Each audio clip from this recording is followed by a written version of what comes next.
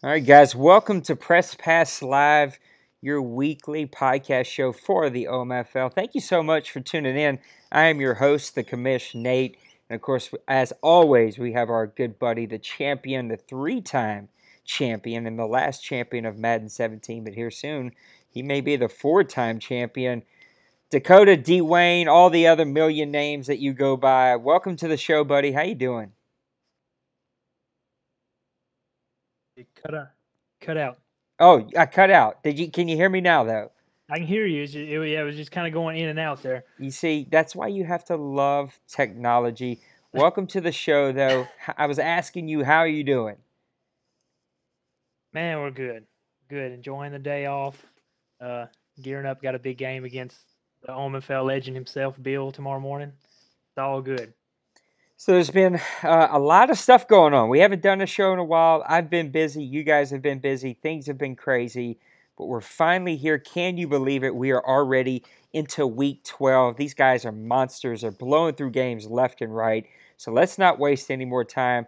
Let's just jump right into it and start breaking down these games. Let's take a look. If you haven't seen the new Daddy League site, go check it out. It's not 1,000% finished, but man, it's really, really close. I think that you'll like it. We're working on some other little bells and whistles that we're going to get ready for you. So I hope that you enjoy it. Make sure that you check out the webpage and go see it. But let's look back. We are in week 12, so we're going to look at weeks 9, 10, and 11. And we're going to pick one game each from those weeks. I cannot, again, believe how fast that we're blowing through games, that there are tons of good games. I'm going to go ahead and get us started in week number 9, and I'm going to go with the Bengals and the Jaguars. I know it was the first game on the schedule. Both of these teams are really good teams. Of course, the Bengals have a championship underneath their belt. The Jaguars have always been there. They've had a hard time getting over the hump. But this one kind of shocked me because of how the Jaguars blew the Bengals away. Of course, Houday, his, up and down this season, but mostly up. And to see him kind of lay an egg here on the road against the Jaguars, I just didn't see this one coming. The passing yards allowed by the Bengals, only 76 passing yards, but they allowed 197 rushing yards, whereas the Bengals allowed their Jaguars, I should say, allowed all the passing yards at 229, but only 21 rushing yards. The Jaguars also got after the quarterback with 4 sacks. Their offensive red zone percentage was 100. The third down percentage was 45. And then, of course, you got 5 takeaways. That is the story of this game. Blake Bortles struggled, 2 interceptions to 1 touchdown, only 89 yards. Arnaud played well with 256, but he turned the ball over 4 times. You can't do that. A lack of a rushing game is hurting the Bengals. Of course, they traded away Mixon this past offseason, so they're trying to figure out exactly who's going to be the guy there. I don't know that Jeremy Hill can continue to carry the rock if he's only going to get 18 yards on 9 carries. Fournette went off, 17 carries, 111 yards, 3 touchdowns. You just don't see the Bengals giving that up, but give them an offseason. They're going to rebuild this defense. I mean, he built such a powerhouse last Madden 17 that I really know that he's going to bounce back. But the Bengals the Jaguars, you should say, bounced the Bengals hard, 38-15 in week number 9, and that is my game that kind of stuck out to me that I wanted to talk about. So, what is your week 9 game that you want to talk about? Nate, there was a couple good ones this week, but one really stuck out to me, and more so just because the division ramifications of it and playoff ramifications is the Saints and Buccaneers. Man, it's a low scoring game, and I know both you and Bill both really pride yourself in defense, especially Bill. Bill just has a reputation as always having such a good defensive team, and this game came out to be, I think, 6-10 game. Buccaneers pulling out a 4-point victory. You had 5 sacks by the Saints, 3 sacks by the Bucks. You had Oh, that's what happens when you do this live. Google Hangouts crashed on us, and we have to see what's going on. Let's see if we could get D Wayne back in here. Why does this stuff happen to us, right? We work hard, we get this stuff up, we're trying to do it right, doing a live show, and Google Hangouts, I don't think I'm ever using you again because this thing just never, ever works for us. It is amazing how much Google Hangouts will crash on us. But let's see if we can't get Dakota back in here. Towards the end of the season. What's Dakota, that? Dakota, you're back? Yeah. I don't know what happened, but Google Hangouts on my end completely crashed on me. So you were talking about how we're both known for defense, then we crashed, and I just rejoined. So I hate to make you start over, but you were talking about this game. Go back to it. All right. No, I was just saying, both y'all's teams being defensive-minded teams, but I did expect more than a 10-6 game. And the biggest shocker to me during this game was a Breeze, 195 yards, about 60% passing, but 3 interceptions and no touchdowns. Man, that's shocking to me. And I know Bill has a good defense. Peterson had 8 carries for 67 yards, and that's a pretty good average, about 7 or 8 yards a carry. I don't know why he didn't get more touches. I don't know if that's just the way the game worked. If the game how the time of possession went that game. Of course, they don't show that one on Daddy Leagues, but it just seemed like one of them grinded out games where this game could at the end of the season prove, because I think with you, and Colin are tied for first place right now in the NFC South, and the Bucks are only 2 games back, and that's one of them games right here where if you beat him, you pretty much almost knock him out of contention for the division. With him getting this win, he stays right in the mix and has a chance with all these division games coming up at the end of the season to make a difference. Yep, he beat me on third down. He made me throw the ball more than I wanted to, which caused a lot of turnovers. Peterson did have a pretty good average, but it just seemed like the Bucks were just crowding the box, and I was forced to kind of pass to get out of that, and it just never worked. Let's go to week number 10, and you can kind of see all the scores here. I'm not going to cover those for you. Make sure that you go back and check those out. But thinking about the games that just kind of stuck out to me. Now, the game that I was going to go with, we've had some changes, and so I'm going to kind of stay away from that game. But again, you were just talking about the Buccaneers, and that's the team that I want to go to. They played the Jets and actually lost in a big one, 33-17 against the Jets. Both of these teams are one of those. They're both teams that you can't quite figure out, right? You can't really put your finger on who these teams are. The Bucks had 3 sacks. They allowed 123 rushing yards, 233 passing yards. After that really great performance against me, he kind of allowed a lot more passing and running yards here. And you figure with the 3 sacks that he would do much, much better. He did get some turnovers and takeaways. I mean, he got the takeaways, the 2, but he turned the ball over 4 times. That's not going to help your case, especially when you're playing a pretty good team in the Jets. Petty played pretty decent, 12 of 23. 256 is a good number. 2 turnovers is not a number that you want to see. Fournette went off. 43 was his long, 112 total on 18 carries. Martin had a good game, 12 carries for 100 yards. You wonder why he didn't get the ball a little bit more. Make Webb not pass the ball 24 times. He had the 3 picks. This is the game that you expect the Bucks to win after a big victory against me, playing that really great defense. You expect him to come up and shut those Jets down and really get back in the hunt. But he laid an egg and got beat 33-17 at home nonetheless, giving up 112 yards to Fournette and giving up 160 yards and a touchdown to Inawa, their wide receiver. And so not really what you expected from the Tampa Bay Buccaneers after a big victory with me. What was the game that stuck out to you? That was caught between 2 of them, but I will go with the Seahawks and Cardinals. It was a big game that stuck out to me. I think they came into the game right neck and neck, both fighting for division, and Mo is fighting to try to stay in the mix with Ducks for that division title. But nonetheless, the winner of this game put themselves in a position to be in playoff contention. The loser put themselves in a hole to where they kind of have to rely on other people from here on out, win their games and rely on other people to lose to get in the playoffs. And you never want to be in that, put yourself in that situation. If you go look at the game, I think the biggest difference to me was 3 takeaways by Mo to only giving one turnover back to the Cardinals, and that's a big deal. I mean, you're talking about a 9-point game and a 2 turnover difference. That's just a killer. Everything else is pretty spot on for the most part between both teams. That was your big difference, and this is even with Mo having 7 penalties for 73 yards compared to 2 penalties for the Cardinals all game. And a lot of times those penalties come back to bite you, and they probably would if you don't win the turnover battle. Um, like I said, that you had Mo with his typical. I mean, he really only had to throw the ball 19 times all game. You like seeing that, especially if you're taking care of the ball. He did throw one pick, Wilson, but if you look on the other side, Stubblefield threw the ball 29 times.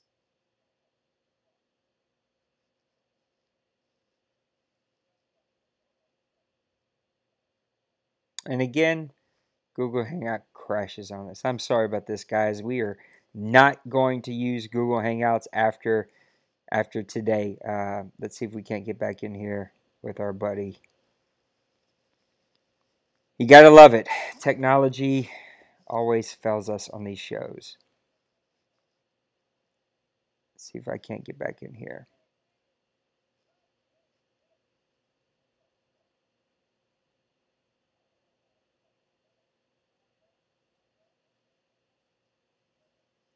This is what we're going to do. We're going to take a quick pause. We're going to leave it on this game and see if we can't set up a different way for both of us to communicate.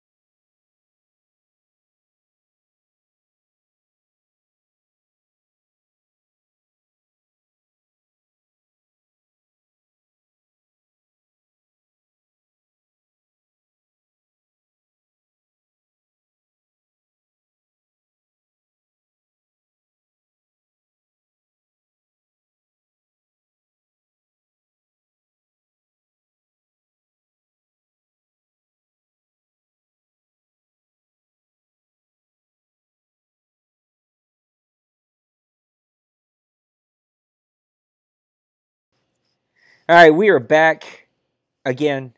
Got rid of Google Hangouts, as you clearly could see, because we were still live. I just had us muted. We're going to use Uber Conference. Forget Google Hangouts. It never works. We may even try Skype, because I know Skype works also. But you were putting your finishing thoughts on Seattle. Go ahead and put your finishing thoughts on that before we go to Week 11. Oh, Nate, I was just saying that this game was a big game all around. Turnovers ended up killing Cardinals in the end on this one, even though Seattle did have a crazy amount of penalties this game. And it's just going to go a long way to Seattle put themselves and they control their own destiny. And Arizona now has to win out and hope some people can lose around them to make the playoffs. All right, let's hop into Week 11. Again, sorry about all the technical difficulties, but we're booting Google Hangouts. It's never coming back. So the game, of course, that I would love to go to would be the Rams and Vikings, but we had an ownership change there, so I don't want to go to that. I think that game would just be too easy to go to. You see that the Bengals, of course, bounced back this game. Lots of good games here. I'm going to go to the Eagles and the Cowboys. Actually, you know what? I'm not going to go there because the other game that I thought you might go to is going to be your own game. You're never going to talk about your own game. I'm going to the Falcons and the Seahawks, even though we just talked about it. You came away with a 30-23 victory on the road against the Seahawks. I did get to watch some of this game, and it was a very close game. You guys were back and forth. And then there was this weird interaction late in the game. You were driving to kind of put the game away. You threw a pick that could have been an easy pick six. He got down most of the way, but it was a slow linebacker. Your fast receivers caught him. You sack him. Very next play, or it was maybe a fumble. It was something, some weird play. Right. He picked it up, was running. Very next play where he had an opportunity to go take the lead. He throws a pick. You take the ball over. It was game over from there. He allowed 200 passing yards. You allowed 231. 84 rushing yards from him, 79 from you, but you had the 5 sacks. And then again, if you look at third down percentage, that's what you do well, 57% to 33%. He had 4 penalties, but the 5 big takeaways from you really put that game out of reach. It really is amazing that he was able to keep it this close. You're always efficient, 13 of 16 for 207 and a touchdown, no interceptions. He was 15 of 23, 264. 2 touchdowns is good, but 5 picks. 11 rushes for 56 yards from him. Not a major rushing game from you either, as Coleman was the leading guy, 16 for 60, but Gabriel really was the big man for you, 8 for 134. He had Baldwin, 6 for 136. 58 of it came on one play. And, of course, both of you guys getting after it. Beasley, Poe, and Radaway each had some sacks. A lot of interceptions from Alford, Allen, Neal, Pryor. Even Williams got him one. Big victory for the Atlanta Falcons, 30-23 against the Seattle Seahawks on the road. What was your game for Week 11? Well, I'm gonna steal yours. It was one of mine. The Cowboys and Eagles game. It's a big division game. I mean, I think both these guys, if I'm not mistaken, let me pull it up real fast. Yeah, they're neck and neck right now for the division. And Eagles came away with a big win, 24-17. The Eagles they allowed 150 passing yards. They did allow 124 rushing yards. Then Cowboys, in retrospect, 218 yards allowed passing, 62 yards allowed rushing. Cowboys actually had more sacks, 4 sacks to 3. They were actually better on fourth down. One big telling tale here is the red zone percentage. Cowboys were 0% in the red zone, which means they had a bunch of either big plays, Yeah. but when they got in the red zone, they couldn't do it, or they just never got themselves in the red zone. In retrospect, the Eagles 100% in the red zone. When they get in the red zone, they made the most of it. And I always tell people turnovers are a big thing. That it was a 2-1 turnover battle. Eagles created, or actually the Eagles gave it away twice, and they still pulled it out. That's the crazy part. All the stats point for the Cowboys to win this game, and the Cowboys don't win this game. Is Look this at some Zip? stats. Is Wentz Zip the Eagles? yes, he Okay, is. that's what I thought. Wentz had 250 yards, 3 touchdowns, a pick. Like I said, very efficient, 14-18 passing. Nobody really stood out in the running game. Blunt had 26 yards. Gordon had 25 yards. Sproles had 1 rush for 11. Alshon Jeffrey really showed that he's worth that contract the Eagles gave him with 4 catches, 124 yards. And on the other side, Dak had a so-so game, 50% passing, 172 yards. Zeke had a solid game for a Maniac, having the rushing struggles he's had this year with 87 yards on 13 carries. He spread the ball out real good on the reception. He had four different people with two receptions. Like I said, it's if you look at the stats in this one, uh, it points to everything being the Cowboys being a winner. They rush better, but the passing efficiency is a big tell when you have one guy passing for 75% and three touchdowns, 250 yards compared to 50%. Uh, Man, it's just a tough one. And this goes back to what I said earlier, except for the fact that whoever loses this division will not make the playoffs. There's just, it's just not, the NFC is too good for a 500 team to make the playoffs. And right now you got the Eagles at 5-5 and the Cowboys at 5-6. Uh, and the Eagles got their 4-0 in the division. That was a big game for the Eagles to win. And like I said, they're going to need help because whoever loses, whoever doesn't win that division is not going to make the playoffs. Yep, and then we're already in week 12, 6 games in, and we haven't even had a full 24 hours. These guys are monsters. Now let's hop into our first topic. I wanted to talk about the AFC West. My question to you is, what's wrong with the AFC West? You have the Oakland Raiders at 6-4, the Kansas City Chiefs at 6-5. They've really fallen off, whereas the Oakland Raiders have really stepped up. The Denver Broncos, who have fallen off here lately, 5-5. Los Angeles Chargers, who've struggled this season at 4-7. But all of these teams are within 2 games, and they're all right there pushing for it. Is this going to be the new AFC North? Where last Madden, AFC North, it was like, who really wants to win this division? And not the AFC North, I'm sorry. It was the AFC South. It was the division who really wants to win this division? Who's going to step up and take it? But the AFC West is another division where, Ducks is no longer there. Zip is no longer there. You don't really have that powerhouse team. We both are big fans of Dawson and what he's going to do, but it's going to take him some time to build that Chargers team. Of course, I like Glaze and what he does with his Broncos, but he's struggling this year. And Rob, who started off super hot, has cooled off, and the Oakland Raiders, who got off to a rough start, a rough patch, have now won a couple of games and found themselves up there. What do you think about the AFC West? There, you got Dawson there to go along with the Raiders and Broncos. The biggest thing about this thing is you look on the side right here that none of them have a winning streak. None of them can keep a consistent winning basis up, and that says a lot that the best team in the division is 6-4. Nobody's got hot, and nobody has went on a run to separate themselves.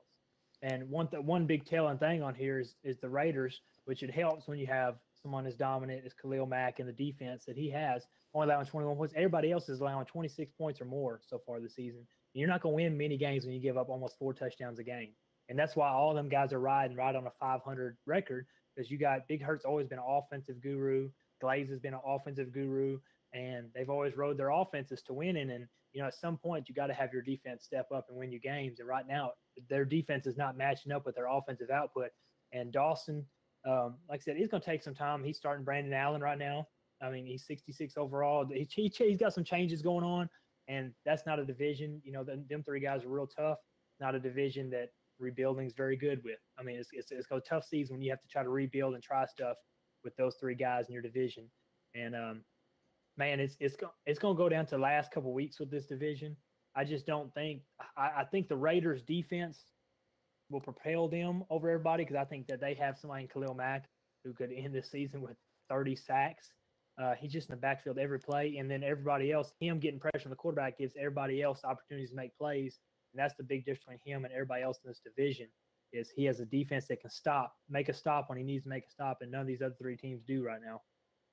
Yeah, here's where the Kansas City Chiefs have really let this get away from them.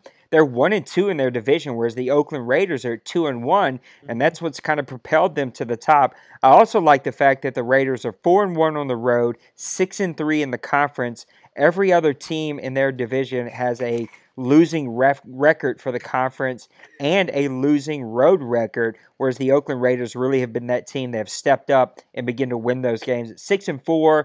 We will talk about some other things with the Raiders a little later. They are setting themselves up to be a contender here in the AFC. They might be that team that can pull it out. We just have to see if they can do it long term. Of course, Rob and the Chiefs had a strong hold. You can't count the Broncos out. And I'm telling you right now, the Chargers are going to make you fight for it. They're not going to lay down as the season progresses, and you're going to have to really earn it with them. Now let's go talk about our division. Of course, this is going to be a little weird for us to talk about ourselves, but we have to push ourselves to talk because a lot of people are saying this is the toughest division in the league. Now, I am starting to come back to reality here with a tough loss that I literally just ended a few minutes ago. But the NFC South, I want you to talk about, do you think we're contenders or pretenders? I'm actually going to take the lead on this first, and I want you to rebuttal me. You got the Carolina Panthers at 7-3, the Atlanta Falcons at 7-3, the Saints at 7-4, and then you got the Tampa Bay Buccaneers at 5-5. You have a big game that's coming up. The Panthers have a big game that's coming up. Of course, in the division, the Carolina Panthers at 2-1. That one loss coming to my Saints. I'm 1-1. My one loss coming to the Bucs. The Bucs are 1-1. Their one win is coming against me, and you only have the one game against, I think, the Carolina Panthers, if I'm not mistaken, and you're 0-1 against them, something we didn't expect. But the Panthers are 6-1 in the conference. You're 5-1 in the conference. You have 84 point, or he has 80. If the Panthers have 84-point differential, you have 81. There's a lot of good things here. 4-1 on the road for the Panthers. You're 4-2. I'm 4-2. The Bucs are 3-2. So just like we were talking about the AFC, we are the opposite of that. We're winning on the road and struggling at home. The Panthers are scoring 28, allowing 19. You're doing your thing at 29-20. I'm 25-19. The Bucs are 21-21. So lots of really good teams. I think that the Atlanta Falcons are for real. The Panthers have turned the heat up, and I know that the Bucs have struggled and they lost some games. Of course, the Jets, we covered that game. But I do think that that team is for real. They make you earn it. They're a little up and down. You're not quite sure what Tampa Bay Buccaneers team's going to show up. Look, I think that my team's just got too tough of a struggle here as we come down the stretch. I do not think that I'm going to make a run for the playoffs. I think the big loss to the Tampa Bay Bucs is going to come and bite me. I knew that I'd dropped the game to the Rams. I fought them hard, threw a pick six, I hit the wrong button, and the game just steamrolled late in the fourth after that. I think what will be a telling stat is what I do against you in 2 more games. Of course, the Carolina Panthers in 1 more game. If somehow I can come out of that with a 2-1 record out of those 3 games, then maybe I'm a contender. But right now I'm putting myself as a pretender. But I think that the NFC South from top to bottom are contenders and will be the team that you really have to face off against in the playoffs as we make a run here. What do you think about the NFC South? Well, it's anybody's game. Even the Bucks being 2 games back on everybody right now, with the way we got division games coming up. He's got 2 games against me. You got 2 games against me. Colin has one of the most fearsome defenses in the league, and it just feeds. His offense feeds off the defense. And look at the Saints. The Saints are one of the top rated offenses in the league with a solid defense to back them up. And you even look at the Bucks, even though they've had an up and down season so far, his defense is still, except for the passing yards, his rushing, he's going to stop the run. He's going to play smart. And it's just anybody's game. And I do think any 4 of these teams can win the division, even though we are 2 games up on Bill and the Buccaneers right now. But all the rest of us are neck and neck. And there's so many division games left. Each one of us have 4 games, except for Carolina has 3 left. Division games. It's anybody's game. And I do think almost guaranteed 2 teams will make the playoffs out of our division. There's going to be actually 2 really good teams that aren't going to make the playoffs, but there could be a 10 or 11 win team that won't make the playoffs of the NFC South, especially with the Seahawks sitting up there at 8 wins. And the Seahawks look to get us a wild card. And I said it's going to suck, but one of our teams is probably not going to make it. But I buy on all 4 because the Bucks can go on a roll right here and win 4 division games on the way out. And they got the Lions and Packers too, also in the NFC North, and the Lions sitting at 4-6, and the Packers sitting at 5-6. Very winnable games. They could be looking at running the table here and looking at 10 or 11 wins and changing the whole landscape of the NFC South. So I'm going to buy the whole NFC South as a whole, just because these 4 teams they build on defense. They run their offense off their defense, and like I said, defense wins championships, and I will preach that till the day I retire, that defense wins championships, and all 4 of these guys can play defense. Yep, I think it's going to suck, especially to be a 10 or 11 win season and not make the playoffs. But the NFC is just loaded from top to bottom. Lots and lots of good teams. NFC South is no exception. Let's talk about Khalil Mack. Now, you mentioned him just a few seconds ago, but you're talking about a team, again, that has gotten on a little bit of a roll here. And then you start to look at the sack stats. Khalil Mack has 24. We're only in week 11. We still got lots of football left to play. So my question to you is, does Khalil Mack break the NFL, or I should say the OMFL sack record, because we actually have a different sack record than the NFL. Do you think he does it here in season 74? I think he does it in week 12 if he keeps up the crazy pace he's on. If you look at the last two games against Miami, he single-handedly won the Raiders the game. Miami had 5 sacks. And against New England, I watched that game from start to finish, and he had 4 sacks, and he single-handedly kept them a game and put them in a spot to win that game, a game that they probably should have won. Not knocking Cincy on that one, but the Raiders had themselves in position to win that game, and Cincy prevailed and kept his composure at the right time. But Khalil Mack almost won that game for him by himself. Right now, Khalil Mack is everything, the MVP, Defensive Player of the Year, everything, because he has propelled the Raiders to leading the division, and with 24 sacks through week 11, it's ridiculous. He's scary. And like I said, he makes everybody on the team better. I think I said it earlier, when he gets pressure on the quarterback, because you look, think about it, he's got 24 sacks. Just imagine how many times he's in the backfield and doesn't get a sack. You can just double that easily and say he's in the backfield 48 times or more, and he just puts pressure on that quarterback to have to get rid of the ball fast. And guess what happens when you get rid of the ball fast? You make mistakes, and mistakes turn into turnovers. Turnovers turn into points for the Raiders, and the Raiders win games. Khalil Mack is everything and more, and luckily he's got 2 years left on the contract, because he would be asking for a hell of a big contract this year. I think he breaks this record running away, and if he don't break it in week 12, he'll break it in week 13, because I don't know of offensive line that can stay in front of him. Yep, I can't argue with that. I think he breaks it. I don't know if he does it in week 12, but 2 sacks, 5 sacks, 4 sacks. He's got like, what is that, 14 sacks? It was 13 sacks in the last 4 games. That's unbelievable. He could break 30 sacks, and that might be a number that's untouchable. I don't know if he controls him or doesn't control him. I've never actually watched him play a game, but that is an unbelievable number. 99 overall, and then you hit the nail on the head, something I was going to bring up. He's got 2 years left. Somebody is going to be asking for a fat contract, and if this guy cannot re-sign him, which he should, I think he's going to throw the whole barn at him, whatever he's got to do to sign him. This dude's going to get a $250 million contract in this free agency. Like, somebody, it's probably going to be Houday if he goes to free agency, or Ducks, or Mo. Like, one of those 3 guys are going to throw $250 million at that guy. But hopefully the Raiders will be able to keep him, because, man, he is on a tear. 30 tackles, 24 sacks, lots of football left to be played.